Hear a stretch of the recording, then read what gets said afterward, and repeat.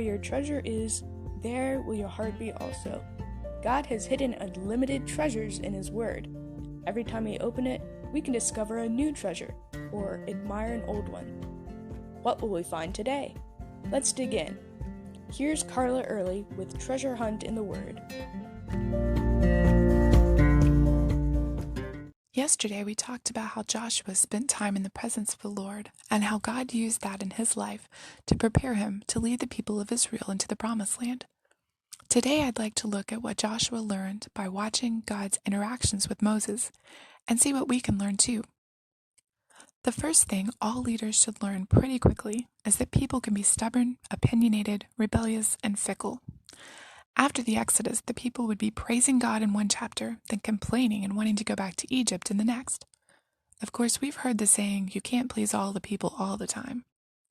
But what we can learn, and what Joshua learned, is that as godly leaders, it's not people that we're supposed to please, it's God. He's the one who gives authority to leaders.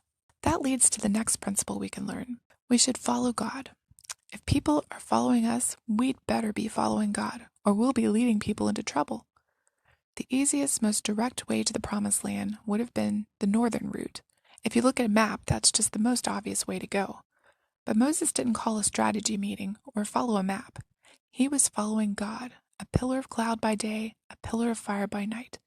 And God's leading, not always the most logical way, intentionally got them stuck with the Red Sea in front of them and Pharaoh's army behind them. The perfect place for one of the most well-known miracles of the Old Testament that the Hebrew people would recount for countless generations. That's where God's leading gets us sometimes, in a perfect place for a miracle. The catch is, we need to be following His leading, not our logic. Another thing Joshua learned is that God gives the orders and makes the rules, and disobeying them brings consequences. He was in the perfect position to observe what happened when the Israelites broke the 10 Commandments the first time. He was on the mountain with Moses, not involved in all that golden calf debacle.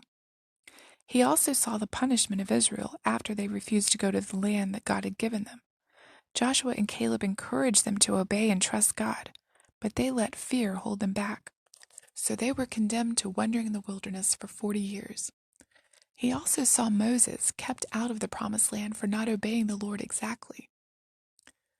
Joshua also learned that God will provide. Whether it was manna, quail, water, or victory in battle, God had it covered. Moses only had to ask, and God gave directions. God also provided people to help Moses so he didn't have quite as big of a burden. First it was Aaron to be Moses' mouthpiece. Later, Aaron and Hur to hold up Moses' arms in battle so that Joshua could win the victory. Later, it was Jethro, Moses' father-in-law, who gave advice for Moses to appoint leaders to help him to judge the people. This and more Joshua learned in his 40-year mentorship under Moses.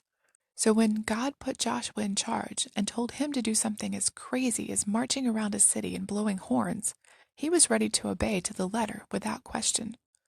And we should be too. What has God taught you about leadership? We're all leaders in some way because there's always someone looking up to us, even if it's a 2-year-old.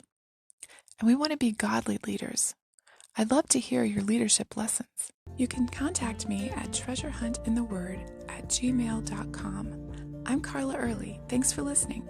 And remember, where your treasure is, there will your heart be also.